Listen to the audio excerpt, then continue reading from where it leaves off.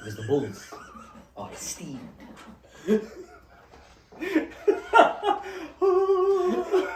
For those that don't know, Balang means Yo! What's up, everybody? We're back in a new space, but we'll get into that a little bit later. Ladies and gentlemen, this is Tim. This is Kirk. My name is Wesley, and welcome to the NBA SA Show, Season 2, Episode 6. Man. Timmy, how you doing, bro? Good. New year. Halfway through the league.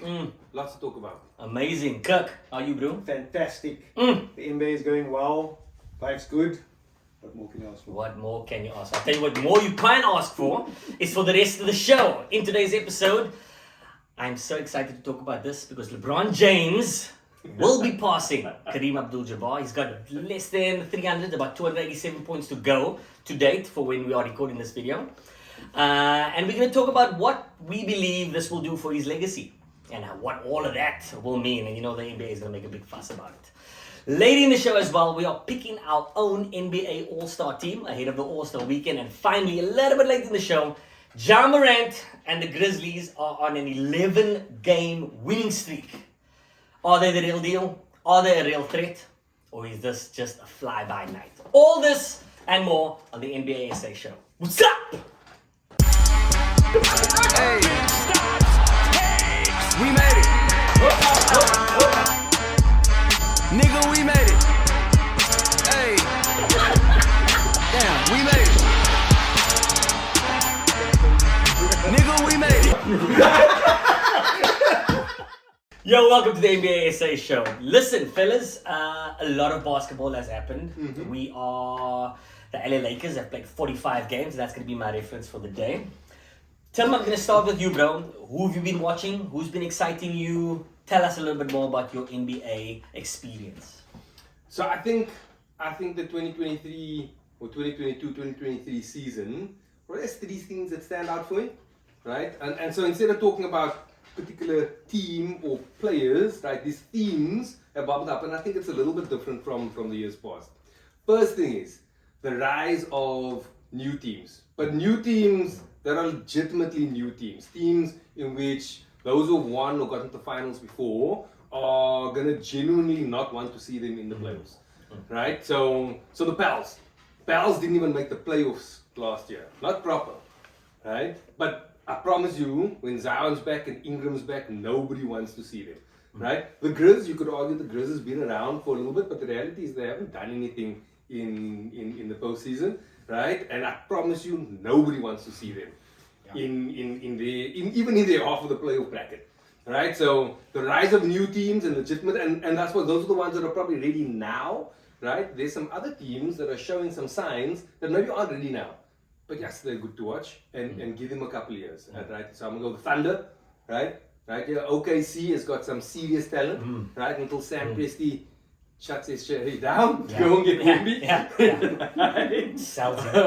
But even Orlando, right? They are stacked with talent. They're just too young at this point in time. So the rise of these teams, loving it, right? That's what makes this league great, right? The next thing is never underestimate class. Now that sounds like I'm going completely the opposite direction, because in a little way I am. So there are a few older teams who started off the year terribly, right? Take the Warriors, for example, right? In fact, I mean, they're still barely 500 now, right? Yeah. But they started off, I think they were minus 6 or 7 games, right? Yeah. And the reality is that they didn't panic, right? Their fan base didn't panic, and over time, we're halfway through the season now. Okay, they are 500, right? By the end of the season, they're going to be healthy into a playoff spot, and nobody's going to want to see them. But at the beginning of the year, they were shocking. I'll chuck the Heat into that as well. There's certain players, certain teams that just have a class to them. Don't underestimate that The class. Bulls. Don't hate on my Bulls, them. Class. He's talking about playoff basketball. So the Bulls. Even regular season basketball. And then the last thing I want to say is I am really enjoying a league that has such a big difference in styles. There are certain teams that are playing grinder out basketball, right? That's how they win, right? And actually, I'm going to put the Grizzlies into that. Right? We're going to talk about Ja a little bit later, but I'm going to make an argument that as great as he is, and I love him, they're not winning necessarily because of him. They're winning because they're the number one defense in the league. Yeah? And they are legit because of that. Yeah? We're talking about teams, okay, we said it before, the heliocentric basketball. The reality is that there is a space for that. Not everybody does it.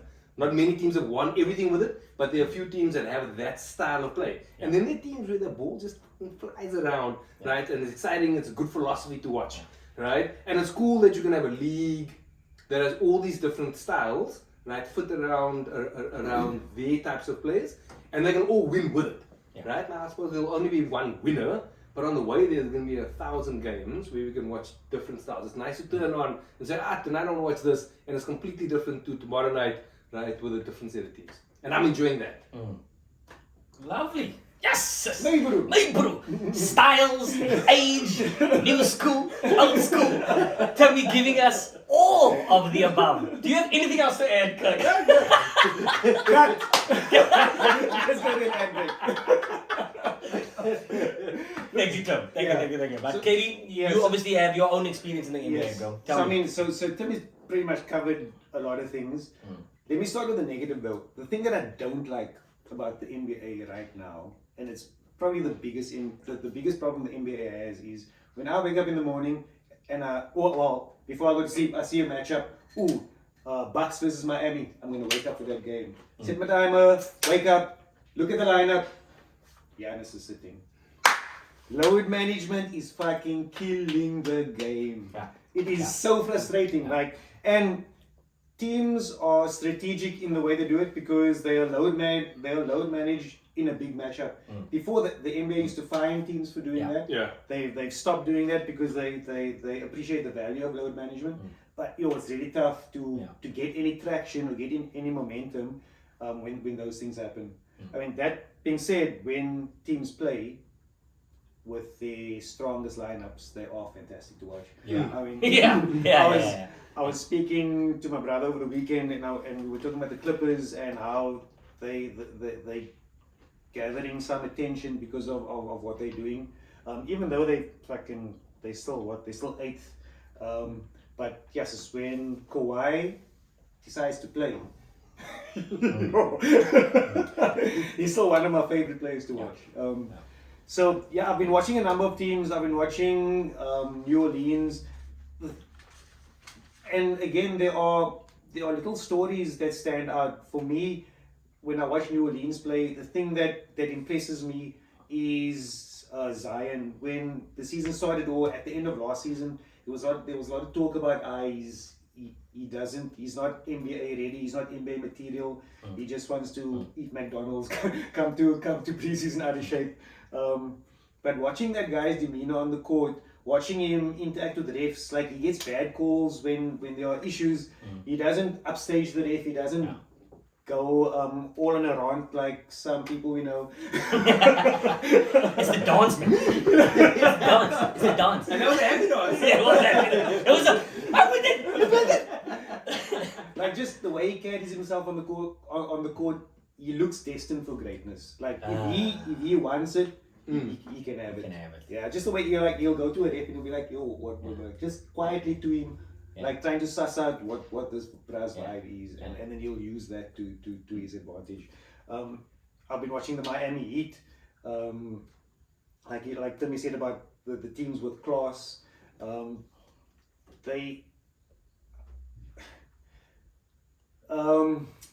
What's he coach again? Spo. Like he had a lot of attention through the LeBron era, and since then he's been trying to find his space. I mean, he made it to the finals in the bubble. Just watching him work with this team, it's really as a coach, watching him work with this team is cool. There are many other stories. The Denver, Memphis rise in the West. Is that sustainable? We've spoken about heliocentric teams like Denver. Funnily enough, though, I thought they were a heliocentric team until I watched them against the Clippers without Jokic. That is one of the games I was like, yo, I'm going to watch this game. And then that fucker was on the he was in Steetos, but I watched it anyway, and Denver is looking good even without Jokic. The way they move the ball, their size, their style of play, but I don't believe any team with Porter Jr. is going to win the He's a hater. There are certain players that just fucking drive you the wrong way, and he's one of those guys. But yeah, I mean, lots of opportunity to get good basketball, to watch great teams, to watch great individuals do great things. On that, actually, just the rise of the individual scoring this season, like we chatted about it in one of my WhatsApp groups, and like has the and it stemmed from Giannis, from Luka at the start of the season saying it's easy to play in the NBA, and because of the way the NBA structures their rules, I mean, they want entertainment, and they structure it in favor of offensive players. And guys have figured it out, and they are moving it this year. I mean, the number of 50 pieces, 40 pieces guys are putting up. 70. 70 pieces. 70! 70. It's almost become commonplace now. I thought about that the other day, bro. Yeah. 70 points in one game, bro. When we play league basketball, teams score 70, 60. Donovan Mitchell, that's unbelievable. Speaking of individual accolades, Kirk. Yes, Wesley. 387 is the current record. 38,387 points is what Kareem Abdul-Jabbar has held for more than 20 years. Something like that, 20, 30 years. It's a number that many people believe would never have been broken, but I guess the same for the Steph record, right? And the biggest thing for me about this LeBron James record is because he is so close, I keep thinking, I wonder if LeBron breaking that record doesn't inspire all these younger kids to score more and more and more, because I've got a record to break now. I believe that when records are broken, it allows other people to identify the record and want to chase it. And we just spoke about 71. Luka's 23 years old, scoring regular 60s. We've got who's another young person? Shai Gilgeous-Alexander. I think he's in the top 5 league scorers. I mean, Tatum. Look at 21. Gee whiz. Is he 21? I think he's 21. He's older than 21. 23. No, he's right, but regardless, Yeah, my point is, yeah. So not only does LeBron James breaking the record allow other people to look at the record, not only does his age allow other people to look at go, hey, I can play till 38. I can actually play this sport until 38. And then thirdly, it's his age, and then it allows youngsters to start calculating in their head now already. If I wanted that record, I've got to average X amount. Before LeBron, nobody even spoke about this record. Nobody spoke about this record until now that LeBron's on the edge of breaking it. I guess it's news, and for me, it just allows other young players to dream about getting it. So I want to pose this to the two of you. LeBron James is about to break a record which many people believed is almost unbreakable. To me, regarding LeBron's legacy, so we know what he's done. We don't have to, ESPN will tell you every single record that he's broken. I want to talk legacy, right? What do you believe that this record, this puts LeBron, he's got no human being has scored, will score more points in the league than LeBron James. What does this mean? How many points does he have to go? Sorry, before. He's got 287 to go to date. He's got got 40. What do you believe, Tim? Will this record, because he will break it, what will this record mean for LeBron James's legacy? So firstly, I think that you shouldn't curse him. Like a free throws curse. He's gonna break it. It's gonna happen. 2 days time, he breaks his leg. Right? And it'll be your fault. And you need to own that shit. Well, if this goes viral, I don't mind. Hey. Be eaten. Then in terms of, I just want to address your point around whether it will inspire the younger athletes. I thought you meant younger kids, just in general, that are playing. right? And then I realized that you meant the pro athletes who are young and who are playing right now. I'm not completely convinced that that's the case. And even if it is for a short period of time, generally what starts happening is if somebody hits the league, they figure out how to play, right? Then everybody else believes in them and they can do their thing and they get the ball because they're in a bad team, because they've been drafted into a bad team and they start scoring a lot, right? Then they realize scoring a lot doesn't bring any wins. Yeah. And they either go and join a team, right, or they get other players in and they sacrifice, right, their own stats. And traditionally, very few have bucked that trend, right? Also, I think they all look at it and go, we all earn R1 billion every year. I don't need to play till I'm 35. Okay. Yeah. So I don't know. Even if it inspires them for a couple of years, I think that will probably wear off. Then, in terms of how this is going to affect LeBron's legacy, not fucking at all.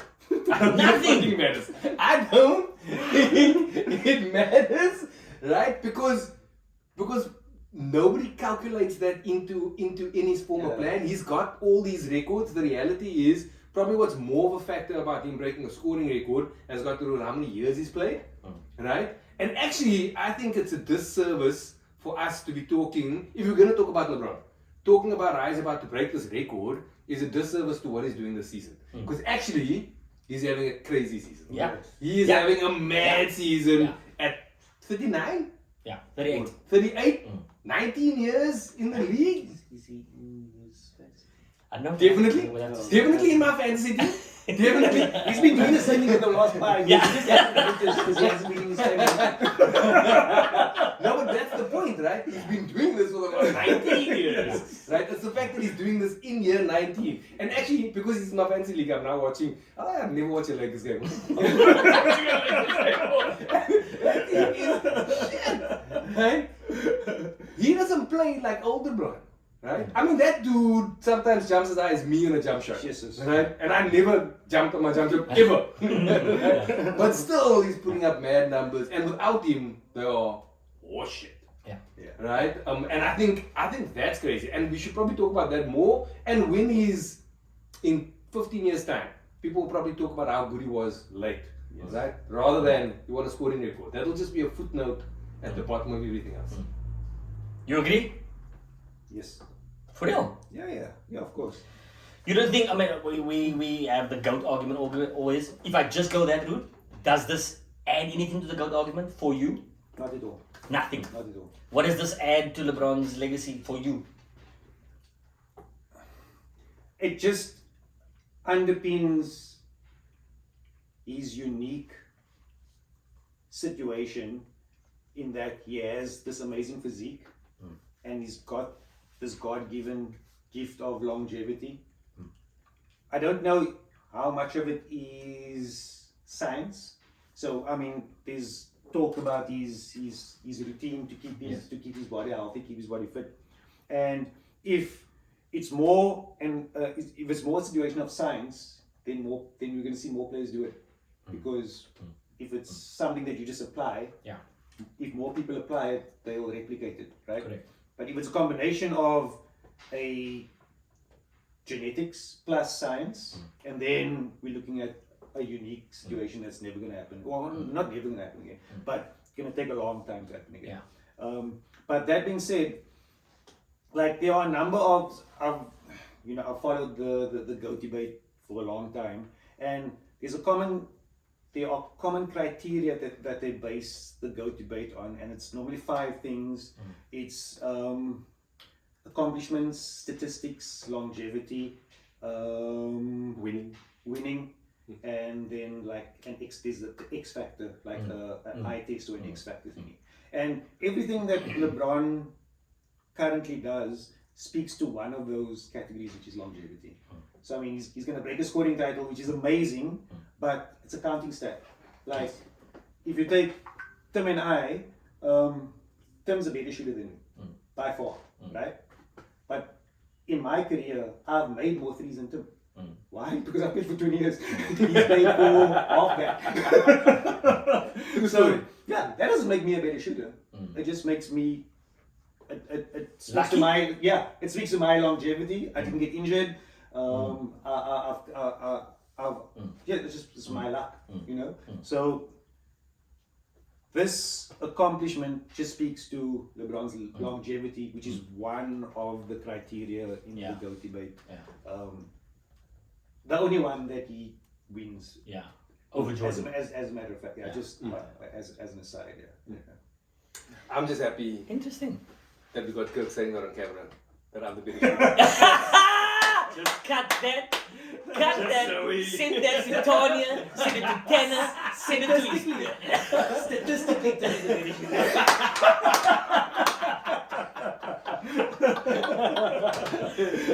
Man, oh man, oh man, we got a great show. Listen, we're gonna go for a quick break. After the break, we are picking our NBA All-Star teams. And then later in the show, Ja Morant and the Grizzlies. Let's find out if Tim and his thinking will take the Grizzlies not to the NBA Finals. But let's see. See you now. Alright, welcome back to the NBA SA show. We're gonna pick our own NBA All-Star teams now. KD, who you got, bro? Let's start with center, because center is the nice easiest one. Then we're gonna go 2 forwards, 2 guards. Who you got? Who do you have at center? So at center, I've got in the East, I've got Embiid. In the West, Nikola. It's an easy vote. I'm going the Joker. You? So, Joker. Yeah. I would love to say Embiid. Yes. But you can't. But I couldn't justify it. Yeah. So Jokic is our absolute He's a lock. center. Yes. Okay. Plus, he's got a dad bod. For- That's the tipping point. He Forwards. wants us for a reason. Yeah. That's the reason. All right, you go 1 forward and you go 1 forward. Who do you have as your number 1 forward? The almost GOAT, LeBron James. LeBron James. Who do you have? KD. KD. Okay. My 2 forwards I didn't was even LeBron and my KD. list. That's my LeBron and KD is my 2 guys. So I don't care who you guys choose. Bruh, You have KD in your list. I didn't Yeah. even have KD in my list. I have KD and LeBron. Tatum is above KD in my list. Oof. I think KD's above LeBron in my list. Woo. And I'll tell you why. What about Giannis? Huh? Woo. I'll tell you why I left out Giannis. Okay. Right? And I'll tell you why eventually KD over LeBron. Right? So Giannis, as much as I'd want to pick him on any day. So if we're gonna say, okay, cool, we're gonna play now 3-on-3. I'm picking him first because I want to win. I am. Right? And you'll be good. But right, it's still an all-star game. Right? Not amazing from that perspective. And then if we were gonna go down to actually what's happened on the court this year, he's been great, but he's been super inefficient. And it's because he's building on things, right? So he's taking a shitload of jump shots, which is great, but actually all his percentages are shit. And his team combined around him, pretty good. Whereas KD, like LeBron, right? They are carrying teams, Yeah. right? And the difference in why I went KD over LeBron, right, is because KD's team, he's carried them to more success, in comparison to LeBron. So you got KD and who's your second forward? Look, I'm fine with LeBron, right? I would also be fine with potentially Tatum, right? And then if we really wanted to have some sort of kick out disqualifying, right? We could go, well, who's actually going to play in this game? Yes. Right? Because LeBron's not, because he's going to load sheet himself, right? KD's not, right? Yeah, he's injured. Because he's injured. So if we were going to go, who's going to play? I was going to go Giannis and Tatum will play. But if you maybe pick somebody and say, this is the person who I think deserves most, I'd go KD. That's so weird because you just said that LeBron is playing the most amazing basketball you've ever seen him play. Probably because he's in your fantasy team. But the numbers he's putting up far surpasses the numbers that KD's putting up. Hi.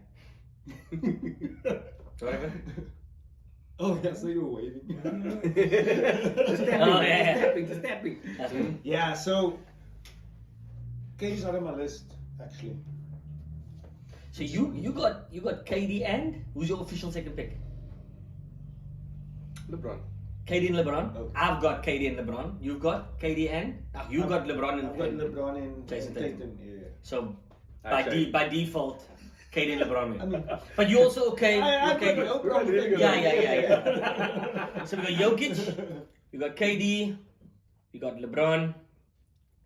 All right, now we go to our guards. I think this is probably This is a tough one. toughest. So I'm gonna go first. This is a tough one. Adding to what you just said, are they going to play or they're not going to play? If I went, my all-star team, I want to show my two guards, Kyrie and Steph. What That's my a guards. tough pick. If you want the show, If I want a show, Kyrie and What is Steph it? A saint show? is With lots of Bernie weed. money. Money.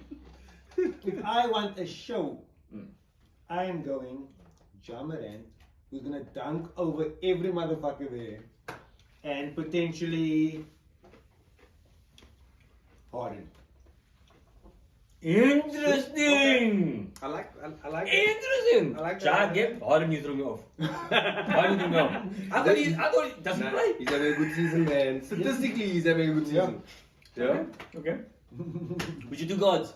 I went for two players that deserved it. Yeah, that deserved it. Let me go there. Just Right? take a look at what he's doing. Yeah. Let's see. So you can't be credible. You can't be credible if you don't put Luka in the spot, right? You can't be credible, right? Plus, he's gonna throw mad amounts alley-oops, right? That'll be fine. That number's gonna catch. That's Because they're all going in. Hello, damn. I did go in.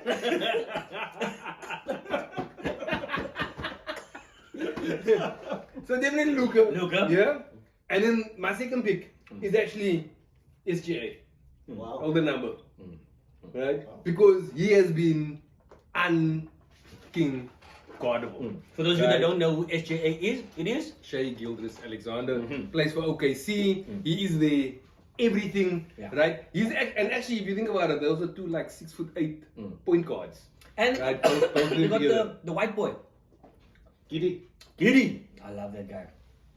He's not going to be on the All-Star team. I know. Okay, We talk about OKC, But yeah, you're right. You're right. They do have him. yeah, Yeah. they do have it. But as a starting guard, his Yeah. stats, his scouting stats are bigger. He means more to his team. He's long. He's athletic. He does anything he wants Yeah. on the court. Yeah, But again, we're talking about an all-star. all-star, team. all-star. And the reasons we knocked other people out is the reason I'm knocking him out. He's kind of boring. Facts. Okay, so we're gonna come to some sort of agreement. Okay. So let's all try to remove one, and we see who we left with. So you gotta pick. let's all pick one. Yes, yeah. Okay. Ja. You pick Ja's your guy. Just one. I'm gonna go for the show. Steph is gonna put on the show. He's gonna be my guy. Who's your number one?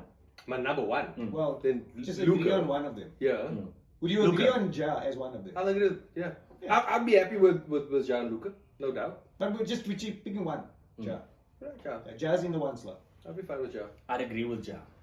You can't also not pick him. Oh, wait. He's the money. He's the money. Okay, so He's gonna are we- provide at least one highlight a quarter. You good with Ja? I'm good with Ja. I'm good with Ja. good with Ja. All right, last slot. Last slot. So we've got Luka, we got Steph Kyrie, and we've got. How? That's what two. Steph Curry. Let one go. Oh, no, so Steph. One Steph. person. Steph Curry. Kyrie's not getting both of these. Just so we're clear. It's Steph Kyrie. I changed the surname.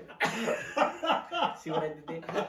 Okay, so let's see. Steph. So we got Kyrie. Steph, Luka, and your other god, I said Harden. Harden. Okay, but he's not actually gonna nail that. Nah. So really, he's gonna choose between Steph and. Harden's already out So we because got he's Steph. fucking Yeah. So we got Steph and Luka. Who do we have? That's we know you that's feel. ready, yeah. So you and I are going to Swing decide vote Steph if and I Luka. were to vote between Steph and Luka. The bra has played off the season. Yes.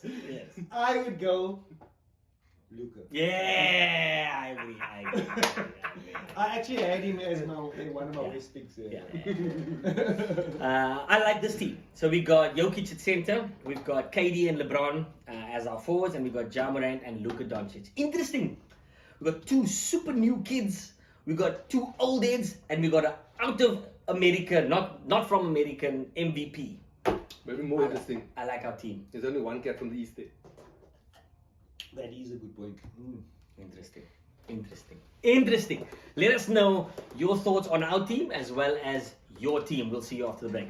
Welcome back to the show. It's myself, Wesley, Tim and Kirk. It's the NBA SA show. We are almost done. It's our last segment of the show. We are talking about the Memphis Grizzlies. Now, Ja Morant is a young cat who's an amazing leader, who's got a group of guys behind him that love what he's doing. They are currently on an 11-game winning streak. They are 30-13, second in the West, and they are looking special. Really, really special. Now, there's two trains of thoughts here. Is one, they are young and they're going to continue doing this and they're going to make it all the way and then balang in the playoffs. The other side of the thing says they are young, they don't know anything, so they are actually ignorant enough to go all the way. You let us know your thoughts, and I'm going to find out how these two gentlemen feel about how far they think the Memphis Grizzlies will go. Tim, I'm going to start with you, bro. You've watched a lot. Mm-hmm. How far is this 11-win streak team going to go? So first of all, I love this Memphis team. They play like a professional college team. They look like they have a lot of fun together, right? They bully other teams, right? A lot of their winning all comes from defense. They're the number 1 rated defensive team in the league.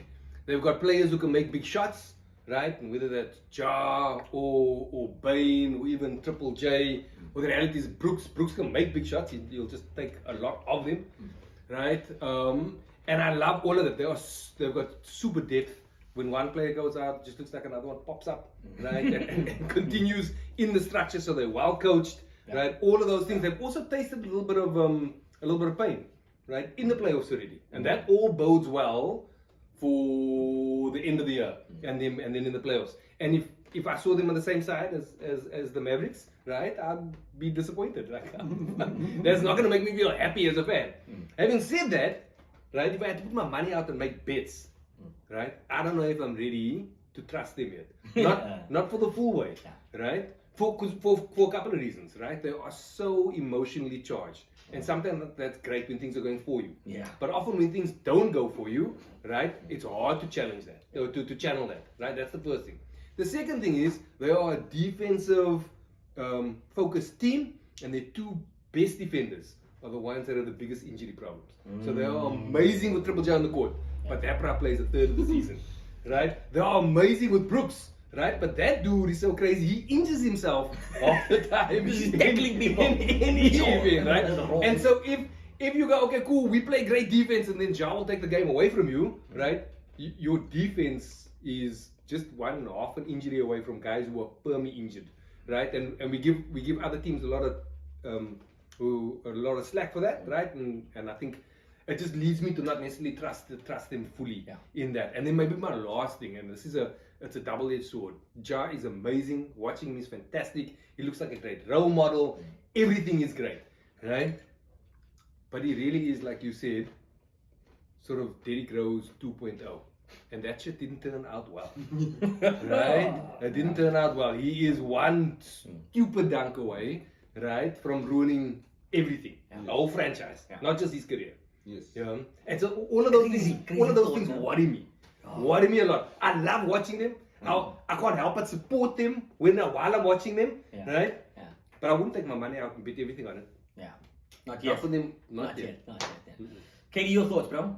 So on the flip side of that, while he is Rose 2.0, I think this team wins without him. So They have proven that. Though. yeah, so like it's not that big a deal if he goes out, as opposed to if like somebody like Jokic goes out, or any one of the heliocentric teams. I love that word, heliocentric, the heliocentric. Big word.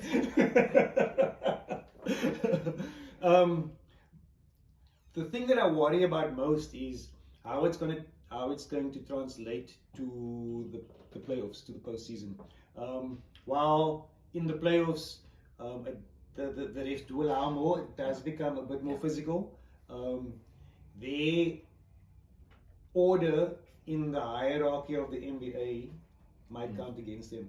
Because if you look at last year's finals, when Golden State, who also played a very grinding, very physical style of defense, led by Draymond Green, when they went to Boston, They got blown up. It was really tough for them to win in Boston. Even though they were an elite team, refs still felt, we need to keep a hold on this style of play in Boston. Yeah.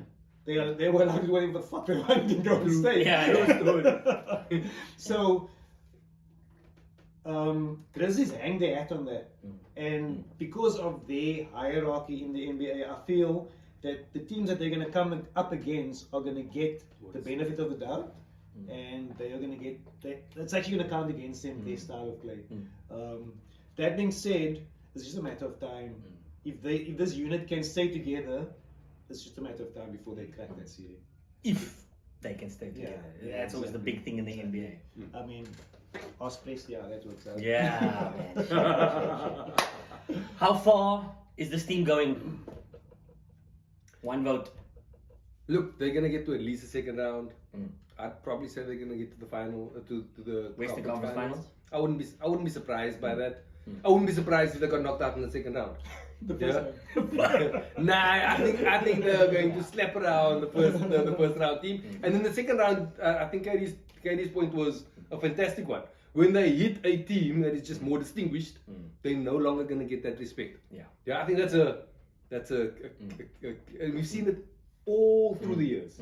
Right, that's an important take. So Memphis should not play the Bulls in the final. Because the Bulls are esteemed.